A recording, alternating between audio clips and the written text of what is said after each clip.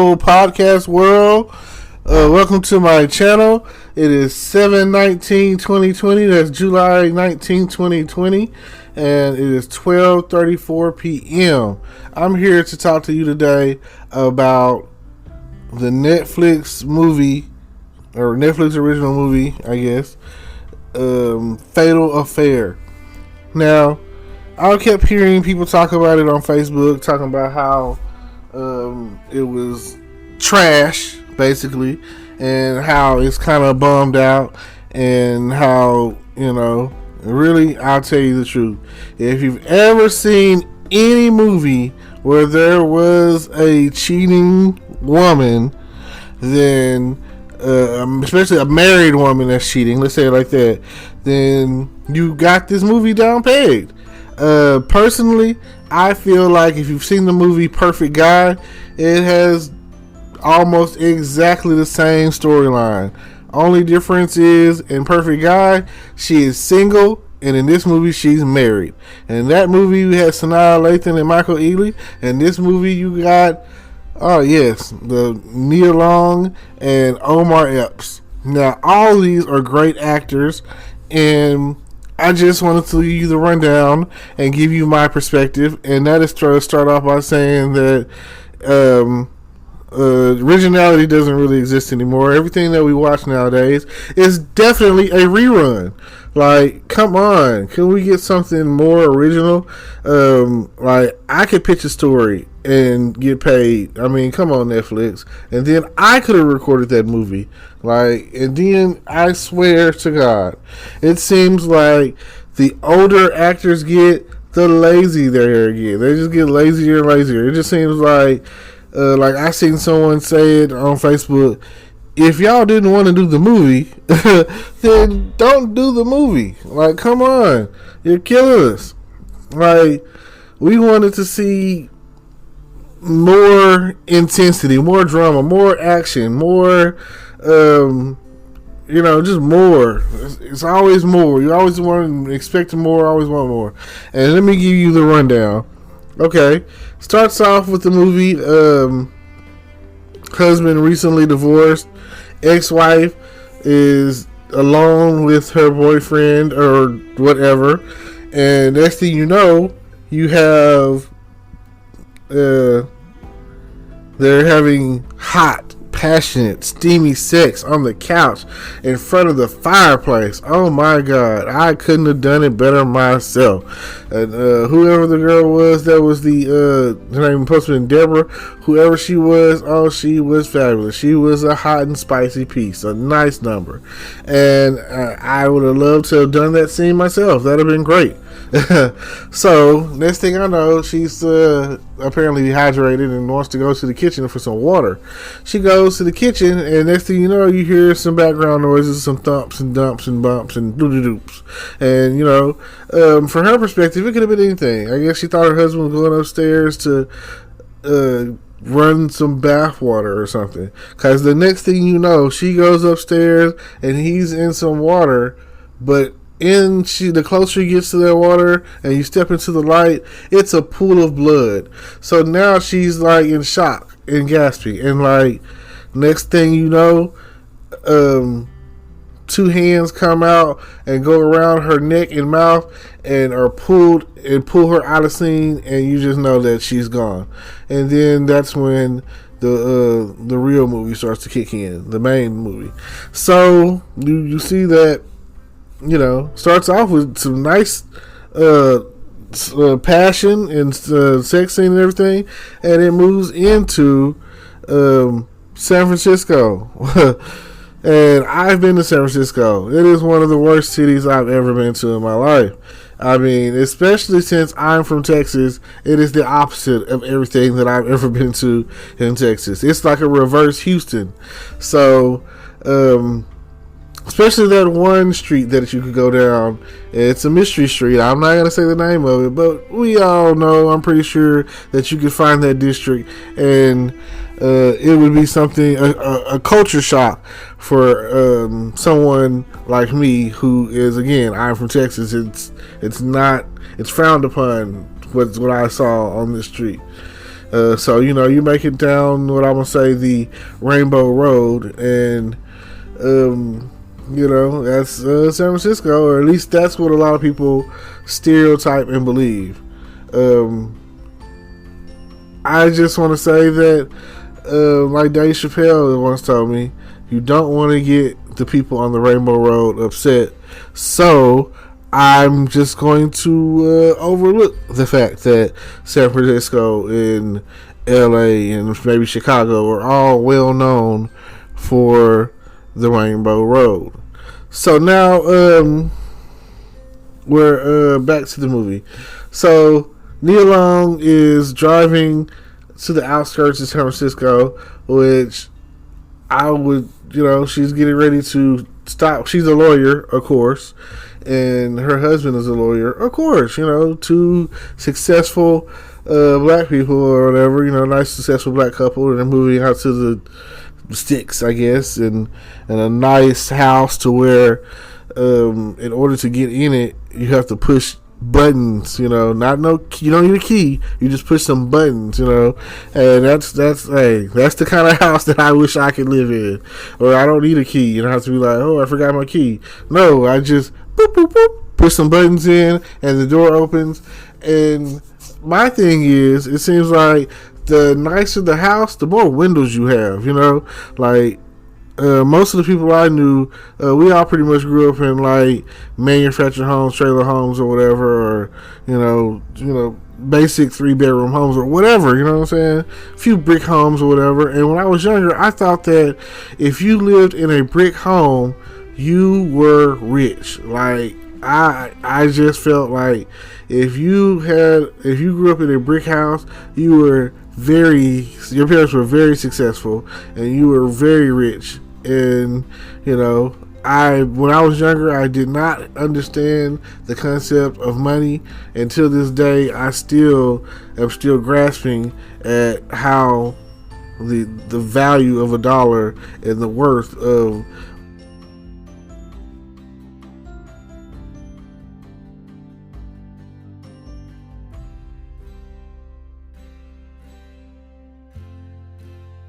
game of Monopoly. You'll understand that things can change very easily, and you never know what you're going to get, and you just have to keep trying. But yeah, it's a nice house, a lot of windows, on the beachfront, hills, all of that, the whole 9 yards. And if you've ever been to San Francisco, you'll know that they have it's all congested in the inner city part, but when you get to the outer city part, is less space. And to me, some of the houses that I had been in were just like really nice apartments, and they called them houses. Like, there's no grass out there. Like, they build up. So, and then they have every bit of culture out there. So feel free to experiment, explore. It's one of those kind of cities. You never know what district you're in when you're in San Francisco. Now, let's see. Okay.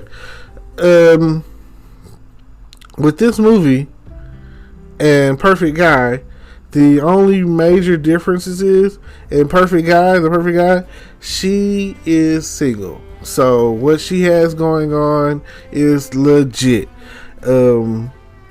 She was with her boyfriend, who she felt like was afraid to commit and have kids. That's like a typical woman thing. So you just never know, it could end any moment now when it comes down to it. You never know what you're gonna get. Life is like a box of chocolates, right? So when it comes down to it, you get more and more and more. And then like next thing you know, she's going to the office, and this is like some of her final days. And it seems like at her office, everyone looks good because she has a beautiful assistant and a best friend. It's a white girl, and clear that up real quick. And Courtney, I think her name was Courtney. Courtney, oh my God, she was nice. It seems like, she would have been nice to date in real life. Now, what happens is, she also has a daughter. Nia Long has a daughter in her movie. So, they're a family, a full-blown family over here in the Fatal Affair movie, dating in The Perfect Guy. Now, from this point, I'm going to just go straight with what's happening on the Fatal Affair movie. In the Fatal Affair movie, you basically get an old boyfriend. No, matter of fact, that's not even the case. They were just friends in college. They never dated. But Omar Epps, and this is like 20 years ago, Omar Epps had a thing for her in college. He admits it in the movie. He says, I wish we would have in college. What kind of guy you have, whoever he is a lucky man. So, then you go on to the best friend is trying to get her to go out for drinks on a Friday. Right? Okay, nothing wrong with that. But the only problem is it's right after these messages we're going to continue with the review. Stay tuned.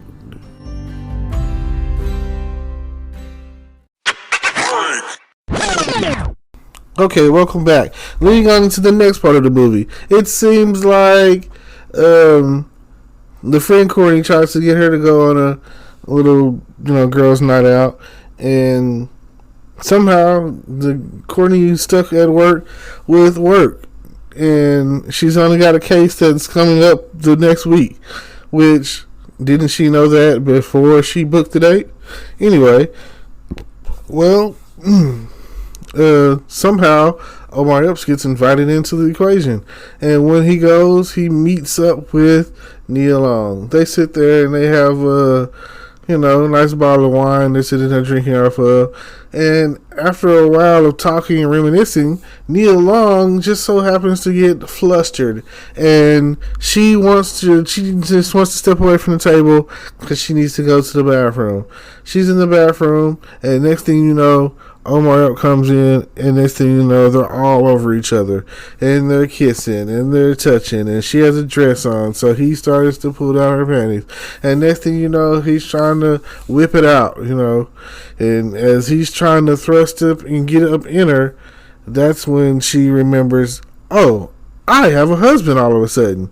So now, he's the bad guy. He's the bad guy. Oh my God, I felt sorry for him. If you knew that you had a husband at home, you knew this. Why are you kissing this man? Why are you touching this man? Why did you let this go on at all? Why didn't you get up out of there if you felt like the situation was going to be anything but what it was? And, if you weren't going to have any or show any restraint, then, again, your fault. It's like, I felt bad. It's already bad enough that they didn't tell the story of overall what happened with Deborah. There's a lot of blanks that's left in there, so where they could have filled in this movie a little bit more. Don't you hate it?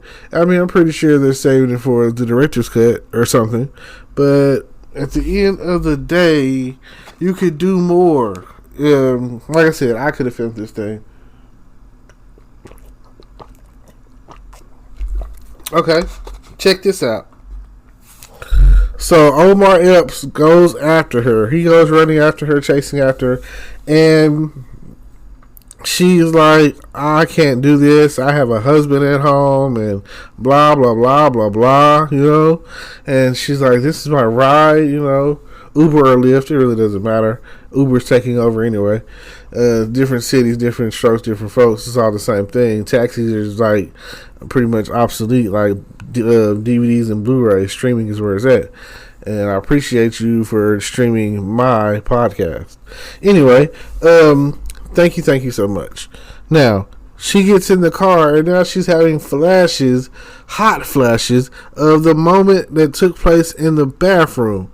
And had she not been married, oh yes, I'm pretty sure that Omar Epps would have been all up in that thing.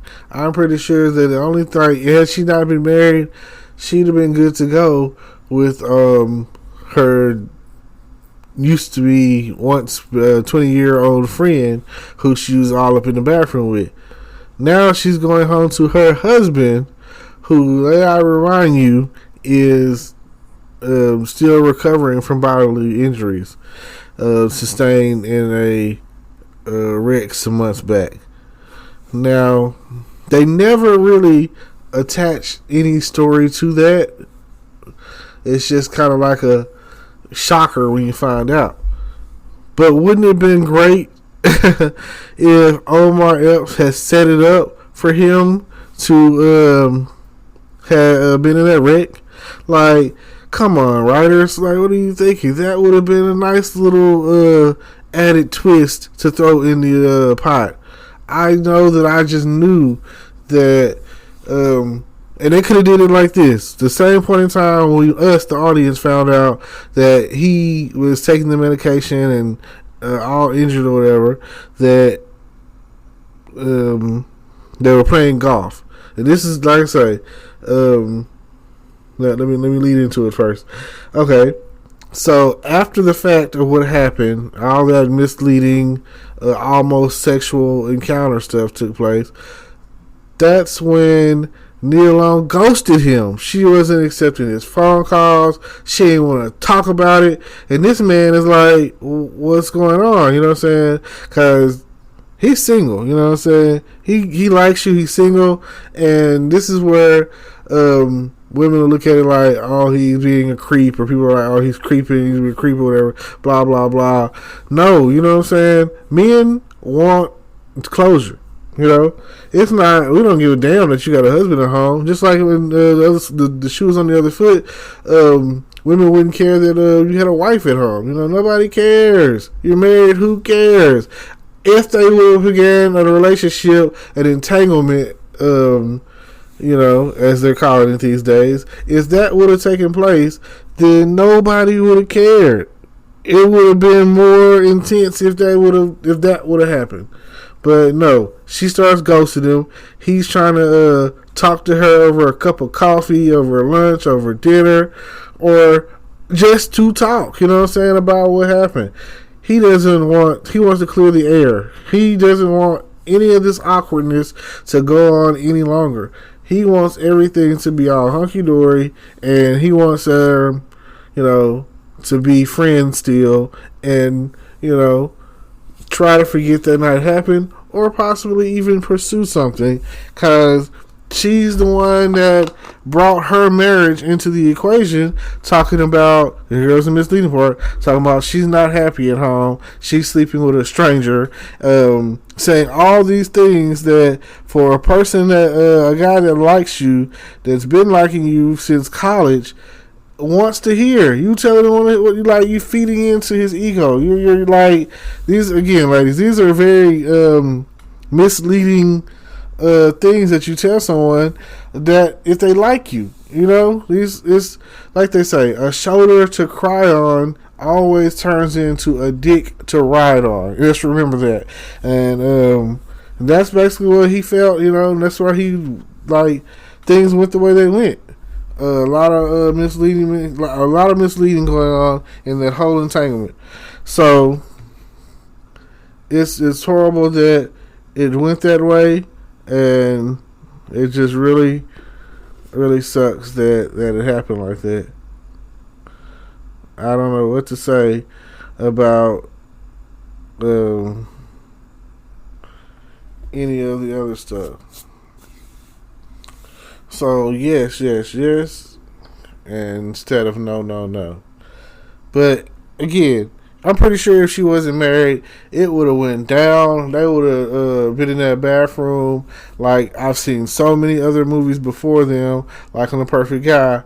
And like he said on The Perfect Guy, you wasn't complaining when I had you in that bathroom. You know what I'm saying? So,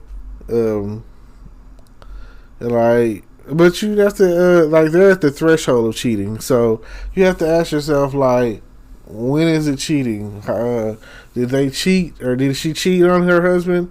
You know, you have to ask these kind of questions and just wonder like, what's going on.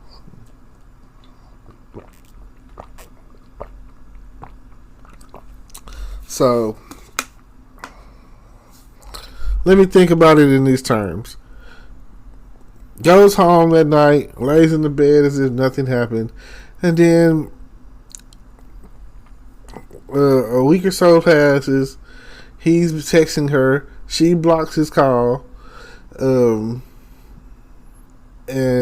they're trying to figure out. She's like, leave me alone at this point. After she's already fucked up, you've already opened the door. You've messed up. Everything is not okay now. You do have problems, and he is your problem. Now, I want you to understand that it could have went either way, whatever way, however way you want to look at it. Just think of it like that. Now, with all that being said, what would you have done? Would it have been okay? Would you have just said, oh, forget about it, let's just have sex, Would that have been an option for you? I mean, you're already at the threshold of cheating in this entanglement. So, what else? Now, with all that being said, the next thing happens pretty fast. Typical crazy guy stuff, which they said in the movie he has textbook narcissistic personality disorder. And, you look that up if you want to. It's crazy to me. So,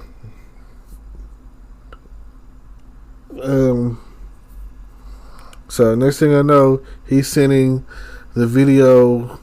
He's hacked the club's security cameras, sent her the video while she's having dinner with her family.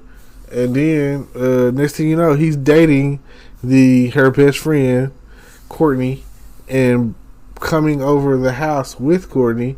And, it's a shock because here he is, at the house with Courtney, and the husband doesn't even know. Then, she pulls him to the side and says that he needs to come up with an excuse for them to leave. And so he does that, showing up unannounced like crazy. And then he takes her husband out for a round of golf at a golf course that apparently the husband's never been to before. So, yeah. That's when you find out about the... he's been in an accident. He's in the full body cast, and that's when you find out like things are not what they seem. But that's also a perfect time frame for them to have introduced the possibility of it being Omar Epps had caused the wreck and caused him to be in the body cast. So things get worse.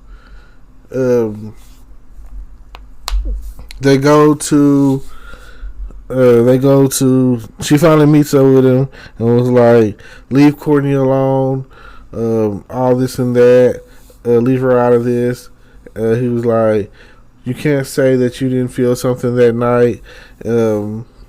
Then she starts talking to him, saying it's like, no, I want you to leave me, my husband, my daughter alone, leave my family alone. And he was like, don't talk to me like this. And then he outcries and outbursts, Deborah. And that's when she was like, who is Deborah? And he is stuck. And he has sent her this CD with that old Send Me Forget Me Not song. It's a really good song. And when it first came, she first sent the record to the house. The daughter was like, oh God, Mom, that's worth a little some money, you know what I'm saying? She's like, you don't want to give it to me, And it's classic, Send me, forget me not. I want you to remember which is also the Men in Blacks, where they get their here come the Men in Black. I don't want you to remember. Either way, the song is great. I like either version of it. But like they said, it's a classic. So then they go on to the next phase, and the next phase of this whole story is she's following him now. And that's where she sees that he's taking her husband golfing, and that he's like with her friend, and he's even had the friend confront her at work, talking about stay away from him. I can't believe you did that. They're talking about can't believe you cheated, trying to cheat on your husband. I was like, and she's like, what do you mean? She was like, he showed me the text messages. Now she goes on to say, he sent that to me. He just switched it around some kind of way. And she was like, but you're not gonna believe me. And he's already a certified hacker. He's doing work, hacking computer systems or whatever for our company, and you're not gonna believe me, your friend. So, it kind of goes on like that. Then, and I was just like, the logic is there. So I said, like I said, I put it on Facebook. I was like, oh yeah, when it comes to sex, all logic is out the window. But females, like, don't nobody want to hear that. Hey, they just want to have, they just shoot on to get the dick. So, next thing you know, they show them together, and it was some intense sex. It looked kind of rapey to me, but maybe it was just intense sex, and that's the type of stuff that some people like. You know what I'm saying? Like, got his hand around her throat and around her neck or whatever, and he's pushing her hands to the top, like they're already on like a dresser, and he's pushing her hands onto the dresser, like almost, don't move your hands, don't touch me, don't do nothing, you know what I'm saying, I control you, so it's real controlling seeming and aggressive, and I'm pretty sure that some people watched it, they probably got turned on by it and thought it was whatever. So by the time it was done, I think she was ready to cook him breakfast, fix his coffee, all of that. Because the next morning, Neil Long is still sitting outside, and she escorts him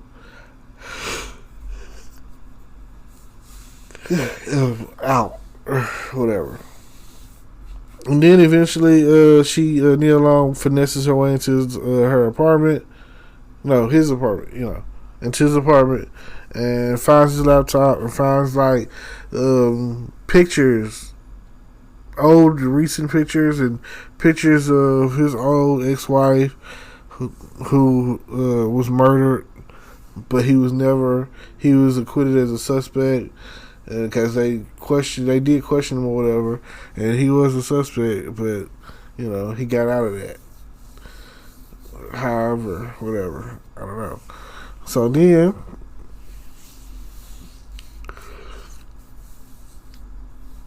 what else? Like, after that, it was like, you go from there, and it goes on, and it escalates, and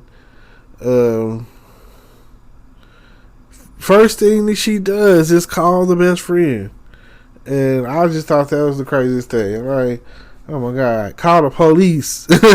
Call the police, tell them to go to the friend's house, and you don't want to alert the friend so that she can panic, and what she does, then she goes to his phone, then he basically slams her head on the counter, and then when she gets there, boom, there she is. Okay. The next crazy thing is after he knows everybody knows, he finds a homeless man and sets him on fire and leaves a suicide note behind. I was like, wow, crazy. So at first, police were like, "Oh, the investigation is over. He's dead," but it's not. And next thing you know,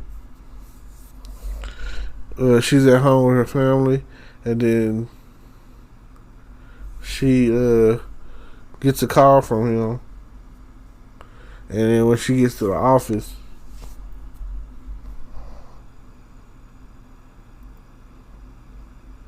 or something like that, I think. Yeah, I think she gets a call from him.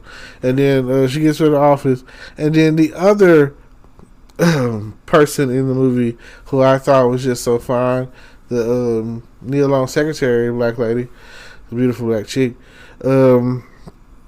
She's out. She didn't get to make it. She dead. He spared the white girl, I guess, because she gave him some, but she killed this black chick. Ain't that something?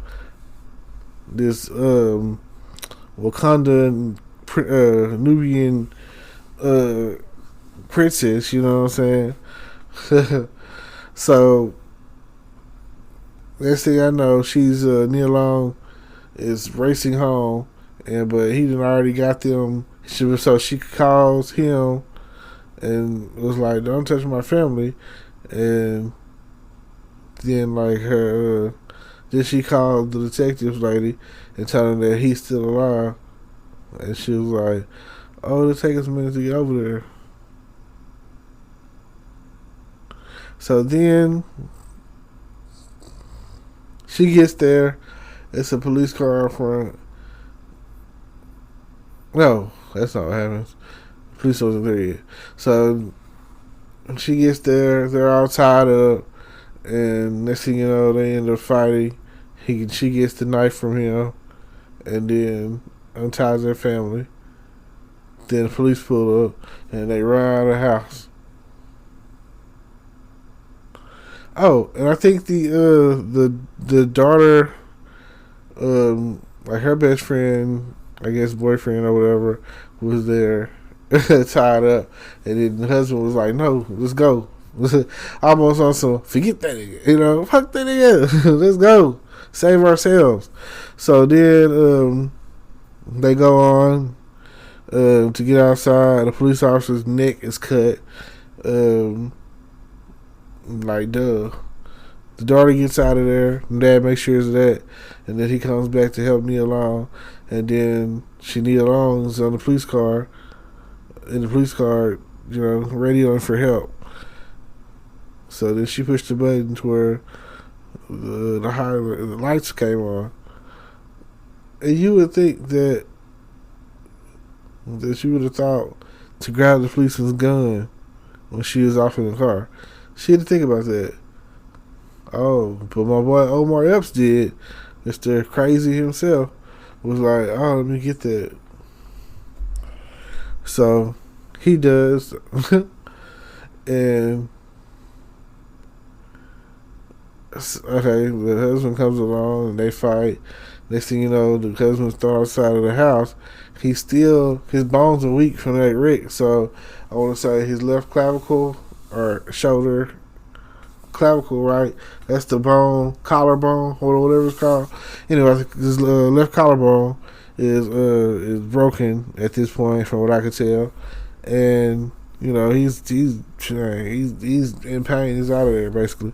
So then next time I know, Neil Long runs, and somehow they end up on a cliff, and somehow after all the fighting and whatnot, after all the fighting, that's when he falls off the cliff. And now at this point, it's a little question of morality. If somebody were trying to kill me, if somebody were trying to kill you, Would you grab them by the arms and try to save them? Or would you just let them fall to their death?